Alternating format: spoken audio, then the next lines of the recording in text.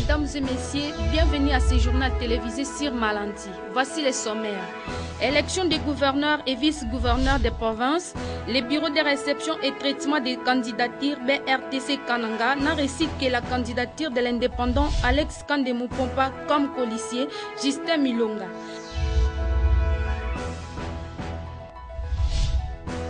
Et puis le commissaire spécial adjoint Justin Milonga était honoré ce samedi par sa famille scientifique de l'Institut supérieur d'études sociales pour avoir été élevé à l'exécutif provincial. Voilà tout pour les sommaires. Bienvenue à tous. Merci de suivre ce journal à Camponé à Washington DC en ligne. Bienvenue et bon week-end pour ce journal sur Malandi. Ça y est. Le bureau de réception de traitement de candidature à la Commission électorale nationale indépendante CNI a fermé ses portes de réception des dossiers des gouverneurs. Un seul dossier pour cette série a été enregistré. C'est celui de l'indépendant Alex Kandemou Pompa. Celui-ci s'adjoint à un autre dossier enregistré depuis octobre 2015. Jean Mwanzabeya, Médard Yanga, était pour nous à la CNI. Suivez les reportages. Une seule candidature a été déposée ce samedi à quelques minutes de la fermeture du bureau de réception et traitement des candidatures BRTC Kananga. Il s'agit de celle d'Alex Kandemou Pompa qui postule en indépendant avec comme policier Justin Milonga. Les deux sont présentement commissaire spécial et commissaire spécial adjoint en charge de l'économie, finance et développement pour les Kasaï centrales. La candidature d'Alex Kandemou Pompa au poste de gouverneur de cette province vient s'ajouter à celle de Madame Elisabeth Bakale-Koudia, ayant postulé pour les comptes du parti lumumbiste unifié PALU depuis octobre 2015. À l'affichage de la liste provisoire au BRTC Kananga, journalistes, acteurs politiques et membres de la société civile se bousculent aux valves de la CNI en vue de découvrir les identités des aspirants gouverneurs du Kasaï central. Ici, chacun réagit de sa façon. Pour les uns, avec seulement 2 candidatures, il n'y aurait pas compétitivité à ces scrutins prévus sauf changement des dernières minutes le 26 mars prochain. Les autres saluent par contre les retours sur scène d'Alex Kandemou Pompa afin qu'il achève les projets déjà amorcés dans le cadre du développement de la province. Contrairement à ses habitudes, la CNI venait de respecter la première étape de son calendrier. Comme prévu, le BRTC venait de fermer leurs portes ce samedi 20 février 2016 à 16h30. Une délégation de la CNI, rappelons-le, est à Kananga depuis ce samedi soir en prélude de ces élections. Il faut au moins 5,5 millions de dollars américains pour des besoins humanitaires dans la province de Mambré dit Kasaï occidental. C'est la révélation faite à l'occasion du lancement du plan humanitaire 2016. C'était au cours d'une cérémonie présidée par le commissaire spécial adjoint en charge des questions économiques, financières et développement, Justin Milonga. Suivez ces reportages. L'ancienne province du Kasaï occidental, aujourd'hui démembrée, doit mobiliser 5,5 millions de dollars pour faire face aux urgences humanitaires de 240 000 personnes. La révélation a été faite par le chef de bureau UNICEF Kananga et point focal humanitaire à l'occasion du lancement du plan de réponse humanitaire 2016 dans la salle Père Cambier du quartier industriel dans la commune de Kananga, présidé par le commissaire spécial adjoint Justin Milonga, qui fait fonction de son titulaire en mission. Dr Patrick Matala compte sur la solidarité de la communauté internationale pour réunir ses financements. Cette année, le plan d'action humanitaire cherche, comme en 2015, à mobiliser 690 millions de dollars américains pour soutenir 6 millions de personnes. Le plan d'action humanitaire 2016 vise donc à atteindre plus de personnes avec moins de moyens qu'en 2015.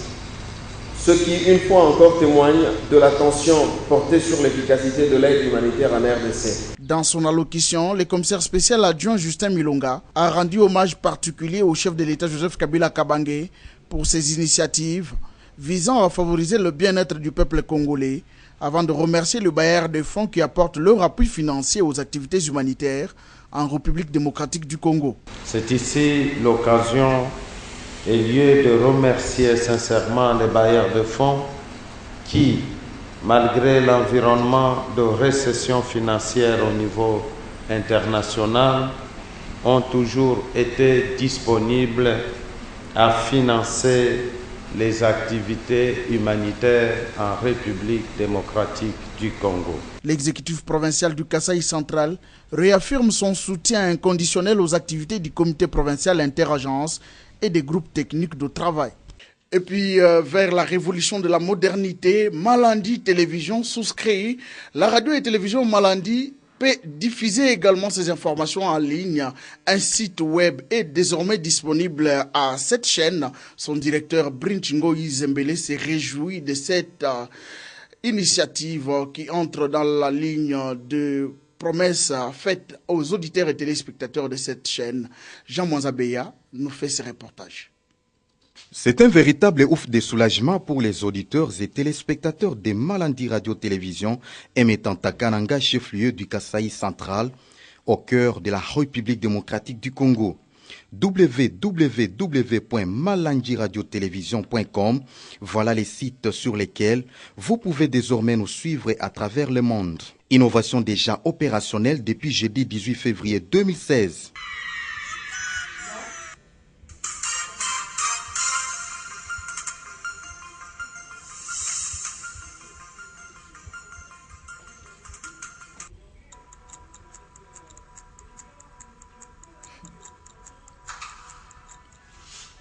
Ce projet vient matérialiser la révolution de la modernité telle que prônée par le chef de l'État, Joseph Kabila Kabange. Pour les directeurs des radios-télévisions Malandi Brinchingo Nzembele, ce site est une occasion offerte aux milliers d'auditeurs et téléspectateurs de cette chaîne, non seulement pour suivre mais aussi formuler de remarques et suggestions. Maintenant nous sommes sur le net, vous voulez le dire. Mais sinon le problème c'est que on a été limité. Limité pourquoi? Parce qu'on était seulement du côté radio dans la bande FM et nous nous sommes dit vraiment nous sommes limités, il nous faut aller sur le net. Donc même du côté télévision, il y a les amis de Kabwe, les amis de Chikaji qui peuvent nous suivre sur la télévision. Alors là nous nous sommes dit non, c'est pas bon, il est question d'aller loin. Pour le moment comme on est sur le net, tout le monde qui veut suivre la radio-télévision Malandi peut le faire quand il accède sur le net www.radiotélévisionmalandi.com. On est là, on peut suivre le journal, on peut suivre l'émission que nous on présente ici à Kananga. On nous écoute directement aux États-Unis d'Amérique, on peut nous suivre immédiatement au Canada, on peut nous suivre en Belgique, un peu partout. Pour être une grande chaîne de radio et de télévision, il est question d'accéder sur le net. Donc quand vous avez l'accès sur le net, c'est tout, voilà, là vous devenez une grande chaîne de radio et de télévision. Nous disons merci à notre patron, qui est donc commissaire spécial du Kasaï central, Alex Kandemou-Pompa, d'avoir fait de façon que la radio devienne une très grande radio et de télévision. Donc voilà l'essentiel. Radio Télé Malandi émet à Kananga depuis 2004 et fournit des informations objectives grâce au professionnalisme que témoignent ces journalistes. Pionnier de l'Institut supérieur d'études sociales de Kananga, ISES, Justin Milonga a été honoré par sa famille scientifique ce samedi. C'était au cours d'une cérémonie d'échange, d'entretien avec les corps enseignants et les étudiants dans la salle polyvalente de cet institut supérieur. C'était un motif de fierté pour la famille ISES qui a profité de cette visite pour introduire sa demande d'acquisition de terrain. Milonga a promis de soumettre la question à son titulaire dès son retour de la mission de Kinshasa. Suivez ce reportage. Ayant été parmi les pionniers de l'existence de l'Institut supérieur d'études sociales ISES Kananga, Justin Milonga, commissaire spécial adjoint en charge de l'économie, finance et développement, est à l'honneur ce week-end. Sa famille de l'ISES l'a accueilli pour le féliciter à l'occasion de son élévation à l'exécutif provincial du Kasaï central. Ses mérites pour servir ne sont pas à démontrer, note le directeur général, le professeur Grégoire Bassou-Babou Kazadi, qui a invité Milonga à garder le cap. Nous avons une responsabilité. C'est cette responsabilité qui pèse ici devant nous, d'une autorité formée maison et qui nous représente dans ce triumvirat de notre province. La famille de l'ISES, qui reconnaît les efforts fournis par Milonga dans le maintien de la formation de qualité à l'ISES, le représentant des enseignants exhorte encore son collègue Milonga à favoriser l'acquisition d'un site propre à l'Institut pour l'érection de bâtiments. L'ISES Canan, que vous continuez à servir en tant qu'assistant, doit une partie de son origine à votre personnalité.